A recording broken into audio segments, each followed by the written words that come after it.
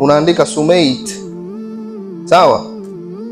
Ukisearch Sumate itafunguka, link nyingi zitafunguka, lakini wewe unayoitaka ni Sumate hii, Sumate kama tulivyosema jina la Sumate ni Abdulrahman Al-Sumate University au Sumate.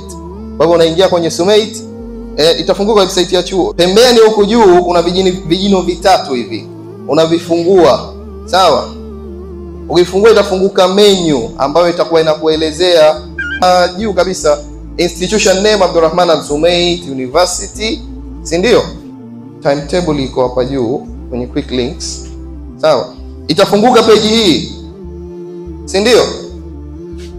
Kila mtu anaiona hii page kwenye simu yake. Kwa hivyo inasema hapa, hii ni draft ya kwanza ya ratiba ya semester ya kwanza ya 25-26, certi classes, yani madarasa kwa certificate, diploma, degree na masters yataanza tarehe 24 mwezi wa 11 2025 mpaka tarehe 27 mwezi wa 2 2026. Hii ndo semester ya kwanza, hii duration yake miezi 4 hiyo IT. Kwa hivyo ratiba yako iko wapi? Ushajua? Ukiscroll chini kabisa, watu wa IT wapo kwenye mstari wa karibia wa 5. Si mmeona? Si mmeona hapa nime highlight ndo IT ya 1 ya 2 ya 3.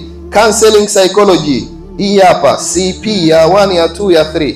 Physics math hii hapa, MP. Si mlipewa registration number? Kwa hivyo zile namba zilokuwepo katika registration number yako na hapa kwenye hizi ratiba ndio zitakazo kuwepo. Na ukija kwenye ratiba hapa ipo vile vile imeandikwa CCS ya 1. Kwa hivyo vipindi chuoni vinaanza saa 1:30 na kumalizia saa 12:30. Kila kipindi kitakuwa aidha kina saa 1, sawa, masaa 2 au masaa 3, sawa. Lakini kwa wiki tunasema kila kipindi kinategemea, kinaweza kikawa na masaa 4, vingine vikawa vina masaa 5, vingine vina masaa 3.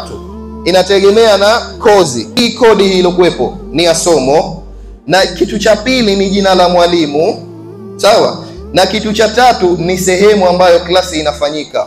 Fungua IFNOS, itafunguka katika hali kama hii, si ndio?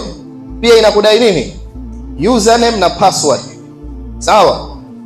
Kwa hivyo username utaweka kama kawaida registration number. Humu tunasema vitu vingi vinavyofanywa humu ni kutolewa assignment, kutolewa notes na walimu, kuchukuliwa attendance mkiwa darasani. Kwa hivyo ukitaka notes, maana yake uingie kwenye notes. Kuna walimu wanatuma notes, lakini zikiwekwa sawa mtakuja kuona notes zenu nyinyi ambazo mwalimu wenu amekuingizieni hapa. Kwa hivyo vitabu vipo library. Tunawasisitiza wanafunzi ndio watumie mfumo kuangalia taarifa hizo kwa sababu na walimu nao pia watakuwa wanatuma hivyo vitu. Unatakiwa ujisomee mwenyewe, uende library ukasome. Library unaweza ukaangalia vitabu kupitia mfumo kama tulivyooneshana hapa. Kama kimeazimwa utaambiwa kimeazimwa, kama kipo available utaambiwa kwenye status hapa itakwambia kipo available, au sio?